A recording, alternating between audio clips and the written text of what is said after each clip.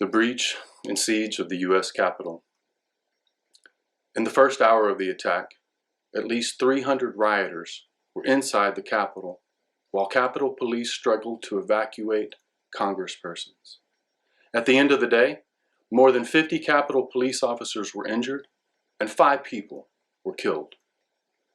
If it was not immediately apparent to the perpetrators that they were committing illegal acts when they pushed their way past police barricades and engaged in acts of violence against the Associated Press outside the Capitol, acts that were so threatening that the press had to abandon their gear to flee, leaving the rioters to smash their equipment. At this point, a rational person would have known they were breaking the law. When the rioters pushed past the police line at the bottom of our nation's steps, a rational person would have realized that they were trespassing. At 2:12 p.m., our congressional leaders were in session, meeting for their constitutionally appointed purpose to certify the electoral votes for then President-elect Joe Biden's victory. Outside, among the group of rioters, a man who was seen earlier that day with members of the Proud Boys can be seen using a police officer's shield to smash open a window to the Capitol. If they did not know it before, when the aggressors began to break windows and breached our outer door of the Capitol building, in process of gaining access to the Great Rotunda, a rational person would have realized that they were committing felony trespass. Rioters can be seen entering the Capitol on the floor below where the Senate is in session. A minute later, Mike Pence was moved away from the Senate floor to a nearby office. The Senate was called to recess, and Iowan Republican Senator Charles Grassley was escorted away from the Senate chamber. One floor below, rioters began menacingly chasing a lone Capitol Police officer, Eugene Goodman, up a staircase to the second floor, drawing near to the Senate chamber, which was filled with senators and their staffs. Rioters passed within 100 feet of where Mike Pence was hidden with his family. Officer Goodman can be seen baiting the rioters away from the Senate chamber toward a line of police where he received backup. At 2:15, the Senate chambers were locked. As more rioters poured into the Capitol, the House was still in session. Paul Gosar was speaking on the House floor, while Speaker of the House Nancy Pelosi had already been evacuated at 2:25. The size of the mob swelled inside the crypt, the room right below the rotunda. And here the rioters can be seen clashing with Capitol Police, engaging in violent hand-to-hand combat. At the same time, a floor above, another lone Capitol Police officer struggled to keep the door of the rotunda closed, but was overwhelmed by rioters, and the mob began pouring in from outside on the east side of the Capitol. A staff photographer for the New York Times reports being accosted in the rotunda, her equipment destroyed. She cried out for help to no avail, as all stood by and watched, and no one came to her aid. The rioters moved through the rotunda into Statuary Hall, moving closer to the House chamber, where at 2:26, members had resumed session. The mob was looking for specific members of Congress, including Nancy Pelosi. At one point, the rioters can be heard yelling, "We're here for you, Nancy," and pounding on office doors, looking for Pelosi. Rioters entered Nancy Pelosi's suite as members of her staff hid under a table in the conference room. Because Mike Pence would not break the law and falsely declare Trump the next president, which Donald Trump told the rioters Pence must do, there were reports of 3 different groups of rioters hoping to find Pence and hang him as a traitor. Rioters chanted, "Hang Mike Pence! Hang Mike Pence! Hang Mike Pence!" To those that think this might be hyperbole, consider the fact that these lawless thugs even built a gallows with a noose right outside the Capitol. At 2:28 p.m., rioters began to swell near the House chamber entrance. The rioters can be heard yelling, "Drag them out! Hang them out!" At 2:29 p.m., the House recessed again, and at 2:30, the members and their staffs can be seen carrying the boxes containing the electoral votes as they were evacuated, passing within feet of the rioters, separated by only a handful of greatly outnumbered Capitol Police. The crowd can be heard shouting their allegiance. "We want Trump! We want Trump! We want Trump!" At 2:33, Capitol Police made a request for assistance over the police radio, requesting all military and sworn officers to come to the Capitol. Rioters flooded the hallways, looking for an entrance to the barricaded House floor, while members of Congress remained on the House floor and in the gallery on the floor above. For several minutes, as House members were evacuated, rioters pounded on the doors. As rioters began to break windows and push against the barricaded House chamber doors, plainclothes law enforcement officers drew their guns and aimed in the rioters' direction. At 2:41, lawmakers evacuated toward the Speaker's lobby, just as rioters began to reach the lobby, coming within 60 feet of our lawmakers, forcing the lawmakers to evacuate down narrow, rarely used staircases to a secure location. As the last of the lawmakers were evacuated at 2:42 p.m., the number of House rioters at the chamber door grew.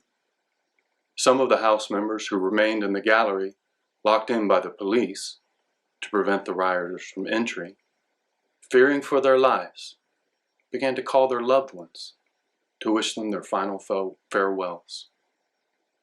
Any rational person would have realized they were committing immoral and cruel acts of terrorism. As a tactical unit arrived at 2:44, rioters began to smash through the windows. At this point, as she tried to climb through the window of a door, rioter Ashley Babbitt was shot and killed by Capitol Police. The shot was audible to members in the House chamber and the gallery. At this point, any rational person would have realized that this was an act of sedition. At 2:49, members in the House gallery were evacuated by Capitol Police, and over the next several hours, using stun grenades and riot control tactics, police worked to expel the rioters from the Capitol. The governors of Maryland and Virginia dispatched National Guard troops. I believe that it was only after realizing that the rioters had failed in their attempts to apprehend and possibly kill our elected officials that Donald Trump released a video urging his followers to go home, telling them he loved them and calling them very special. At 8:06 p.m., Congress returned to the chamber to confirm Joe Biden as president-elect. As evidence of the rioters' intent, consider video footage at the west entrance of a Capitol Police officer crying out in agony as he's being pressed into a door jamb by the mob. The perpetrators were armed with metal pipes, pepper spray, and other weapons.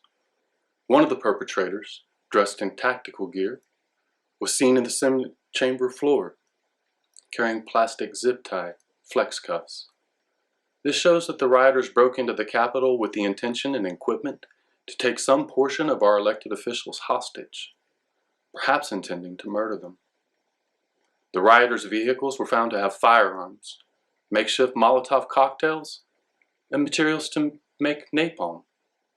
One perpetrator even planted 2 pipe bombs with timers set to go off near the U.S. Capitol at the RNC and the DNC headquarters.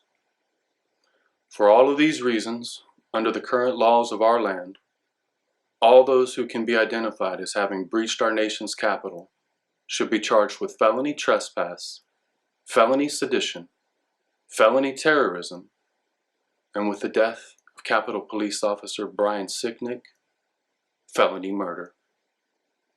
Texas Attorney General Ken Paxton, whose 7 deputies, attorney generals, resigned and are pursuing abuse of power allegations against their former boss, is seeking to imprison a Texas woman, Rachel Rodriguez, for 20 years for alleged election fraud.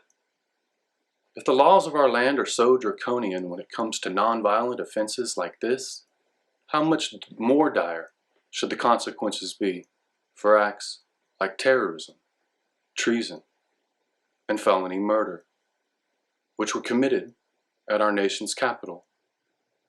If these lawbreakers' consequences are allowed to be anything less than what has been prescribed for Rachel Rodriguez, it will only prove that we are a racist nation.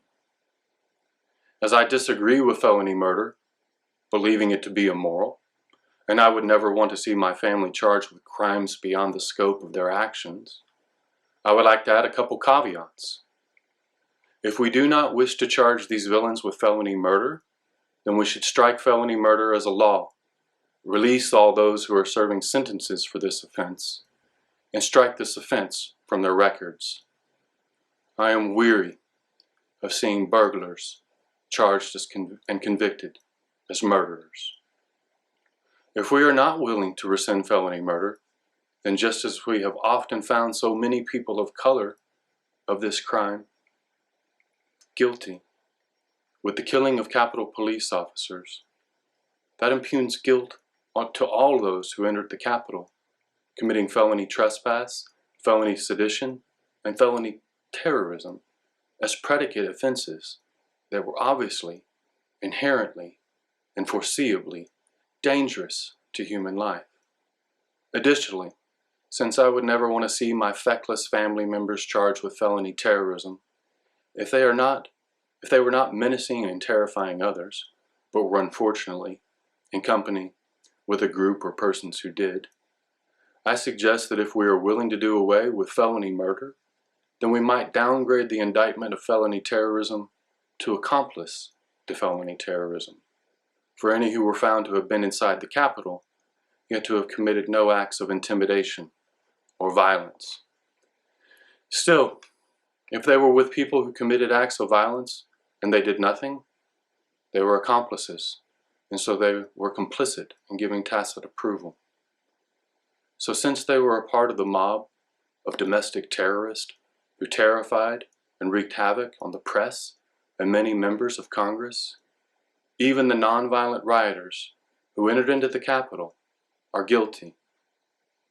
Like the former Atlanta officer who was charged with felony murder in the killing of Rayshard Brooks, or the myriads of people of color who have been charged with felony murder. All those who were co-conspirators in breaching our Capitol should be charged in the exact same way.